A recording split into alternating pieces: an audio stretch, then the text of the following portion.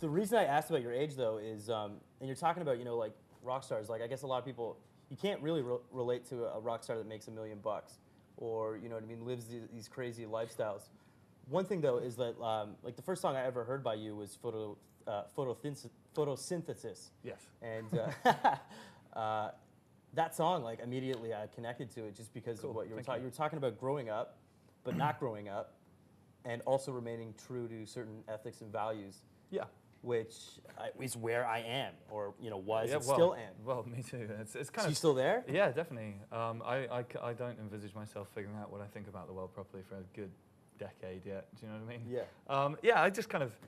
That's something again that I'm interested. There's so many bands around who sing essentially about 17-year-olds' issues, even when the people making the music are in their like early 30s in some cases, and that makes me want to punch people. It's just like, what are you talking about?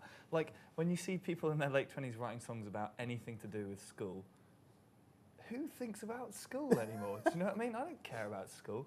And I was always attracted to like Loud and Wainwright, for example, who write songs about like having kids and divorce and stuff like that. And not because I'm having kids or getting divorced or married for that matter, but I mean, it's just like, it's just nice to hear somebody genuinely singing about the things that bother them at that stage in their life. You know, that's real to me. And, you know, what was that band who did that song, Welcome to My Life? Oh. That travesty. Was it Fall Out Boy? Or no, it was that Welcome to My Life. That's Simple Plan? And Simple Plan. Wow, we're just bringing up the shitty Canadian pop acts. Are they Canadian? You know what? I can counterbalance that by talking about all the Canadian bands that I really love, and I do love a lot of Canadian. Well, I know you like Propaganda, and I know you like Neil Young. And the Weaker Than's actually one of my favorite bands. But also, like, I have a Godspeed You Black Emperor tattoo. In fact. Montreal. Yeah, Montreal, and like all of that kind of stuff. So yeah, I love go Canada. Not Simple Plan though. No, yeah, well, I'm sure they're very nice people. Come on, I know you have it on your iPod.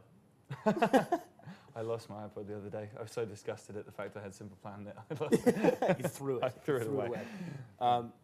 Seriously though, on the topic of music that you love and that you like, and that was inspirational to you, if you had to recommend 5 albums to a kid, so like a 15-year-old kid who's come into a Frank Turner show, 5 albums that they need to pick up that are going to change their life. You know, it's a funny thing. I actually kind of did this the other day with a cousin of mine, and it's really weird. Last time I kind of paid attention to his existence, he was like 6, and I saw him the other day, and he's 15 now, and it was like, ugh, and what happened? And he's kind of getting into music, and I sat down and I emailed him a list of records that he needs to get. So I'm going to draw extensively on that. I would say people need to hear Born to Run, Springsteen. That's essential for me. Freewheeling, Bob Dylan. Talking to the Taxman about poetry, Billy Bragg. August and Everything After by the Counting Crows. And another one. I don't know. Maybe. There's gotta be a hardcore record in there, maybe that really. Yeah. Well, I was about to say Hot Water Music, actually. Nice. Either Hot Water or maybe Against Me. Maybe like bring it right back again. Reinventing Axl Rose by Against Me. It's great album. Yeah. Pints of Guinness make you strong. Exactly.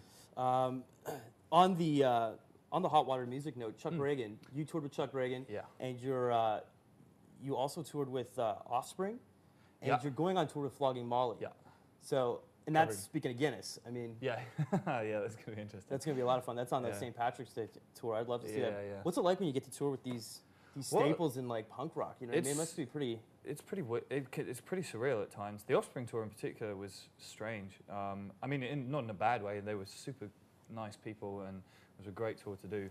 But you know, I bought Smash when it came out when I was a little kid, and it was just weird. I kept kind of catching myself like having a beer with noodles, and then being like, "Gotta text someone quick." Having a beer with noodles, and you know, so that kind of thing was cool. I mean, I must admit, like for me personally, the fact that I've done a couple of tours with Chuck now, and he's coming out in the UK with me in March, and we're going to Australia together in April. So like, we're kind of like busy buddy pals these days. But like, that's kind of weird for me because when I was growing up, I had this photo of hot water music playing at the Hardback Cafe in Gainesville, Florida, that I cut out of a No Idea Records catalog, and I stuck it on the wall next to my bed when I was like 18, 19 years oldish. And now Chuck is my friend, and we had breakfast at the Hardback together the other day, and I was just sitting there kind of pinching myself. What's happening?